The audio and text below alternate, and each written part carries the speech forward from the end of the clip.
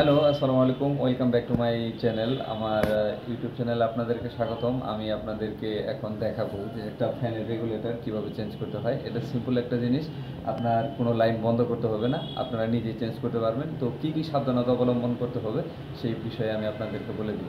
তো দেখুন, আমার এটা হলো ফ্যানের সুইচ। এই ফ্যানটা আপনার কেমন করতেছে, যদি আমি স্লো করে দিই তাহলে এটা বন্ধ হয়ে যায়, আর যদি হাই করে দিই তারপরেও চলে না। তার মানে এটা হলো আমার রেগুলেটর হলো নষ্ট। তো ভিউয়ার্স, যা করতে হবে আপনার এই বোর্ডের যে আপনার এই 4টা স্ক্রু থাকে, এই স্ক্রুগুলো ওপেন করতে হবে। এই স্ক্রুগুলো ওপেন করার জন্য বিশেষ কোনো টুলসের প্রয়োজন নেই, শুধু একটা ভোল্টেজ টেস্টার হলে আপনার এটা সম্ভব। তো এটা আমি আপনার খুলে দিই, একটু পসরায় আর কি, মানে স্ক্রুটা খোলা হলে তারপর আমরা দিই। একটু সেভ করে দিয়েছেন? না সেভ করি নাই। ভিউয়ার্স, স্ক্রু খোলা শেষ। তারপর দেখবেন আপনার এরকম একটা সারফেস আছে আপনার এখানে আপনার সাবধানতা অবলম্বন করতে বলতে আপনি খাট কিংবা আপনি স্যান্ডেল পায়ে দিয়ে আপনি এই কাজটা সমাধান করবেন। তো এর জন্য আপনি দেখবেন যে সুইচের কাছাকাছি সুইচের যে এই স্ক্রু পয়েন্টে দেখবেন একটা তার লাগানো আছে। এই তারটাকে জাস্ট আপনি এরকম খুলে দিবেন। খুলে দেওয়ার পর আপনার এইদিকে এই যে জায়গাটা, এগুলাতে কারেন্ট রয়েছে, এগুলাতে কারেন্ট রয়েছে। তো আপনার এই দিকে যাতে হাত না লাগে এটা খেয়াল রাখবেন। আর এটা দেখুন, রেগুলেটরের একটা তার এখানে লাগানো আছে। তো এটাকে আপনি জাস্ট কস্টিপটা খুলে নেবেন। খুলে নেওয়ার পর এটা আপনি হাতেই করতে পারবেন, এখানে কোনো কারেন্ট থাকে না।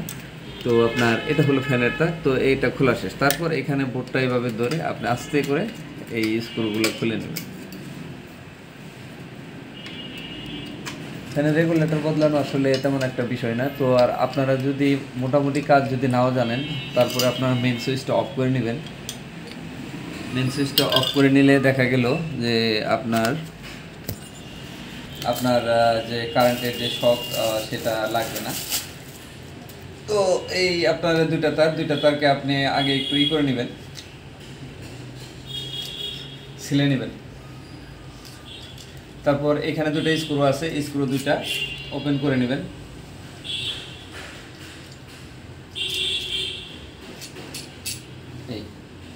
তারপর হলো এইভাবে আপনার যে হোলটা রয়েছে, হোলের ভিতরে যে রেগুলেটরটা এইভাবে বসিয়ে দেবেন। খুব সহজ একটা জিনিস, একবারে সহজ, ইজি। তারপর এই স্ক্রুগুলা আপনার এভাবে সুন্দর করে দিয়ে, আমার স্ক্রু একটা পড়ে গেছে, তো স্ক্রুগুলো দিয়ে এইভাবে নাটগুলো টাইট দিয়ে দিবেন। একটা রেগুলেটর লাগাতে সর্বোচ্চ আপনার 3 থেকে 4 মিনিট সময় লাগে। আমি ভিডিও রেকর্ডিং করতেছি, সেখানে একটু বেশি সময় লাগতেছে। তো তারপর এইভাবে ধরে নাটগুলো টাইট দিয়ে দেন। আর বেশি রেগুলেটর কাটার কারণটা হলো আপনার যে আইপিএস ব্যবহারকারী, আপনারা যদি আইপিএস ব্যবহার করে থাকেন তাহলে আপনাদের ফ্যানের যে রেগুলেটরগুলো আছে এগুলো আপনার অনেক বেশি কাটবে। ম্যাক্সিমাম যে মেশিন রয়েছে সেই মেশিনগুলো সাইন ওয়েভ নয়। তো সেই কারণেই আপনার আইপিএসের আইপিএসের মেশিনের কারণে রেগুলেটরগুলো কেটে যায়। তো আপনার লুমিনাসের মেশিন রয়েছে, সেগুলো হলো সাইন ওয়েভ রয়েছে। তো আপনারা সেই মেশিনগুলো ব্যবহার করতে পারেন। লুমিনাস ইন্ডিয়ান আইপিএস খুব ভালো মানের আইপিএস। তো এই কাজটা আপনার এখানে তারটা জয়েন দেওয়ার পর আপনারা অবশ্যই সুন্দর করে টেপ পরিয়ে দিবেন। তারপর এখানে তারটাকে একটু মোটা করে একটু মুড়িয়ে দিবেন। মুড়িয়ে না দিলে তাহলে স্ক্রুর যে পয়েন্টটা থাকবে সেই পয়েন্টটার ভিতরে আমরা দেবো না। এইখানটায় কারেন্ট নেই, কারেন্ট আছে হলো এইখানটাতে কারেন্ট আছে। আমি যদি এটাতে হাত দিই তাহলে শক লাগবে। তো সাবধানে কাজ করবেন এবং অবশ্যই মেন সুইচ বন্ধ করে দিয়ে কাজ করবেন। ঠিক যেভাবে খুলবেন ঠিক সেভাবে লাগাবেন। ও কাজ শেষ।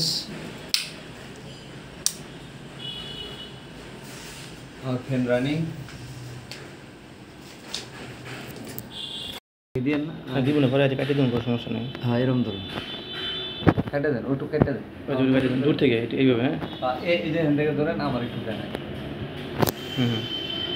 কাটিয়ে দিয়ে নতুন করে দিন। হ্যাঁ, ভিউয়ার্স দিছেন, ভিউয়ার্স, আমার রেগুলেটর লাগানো শেষ।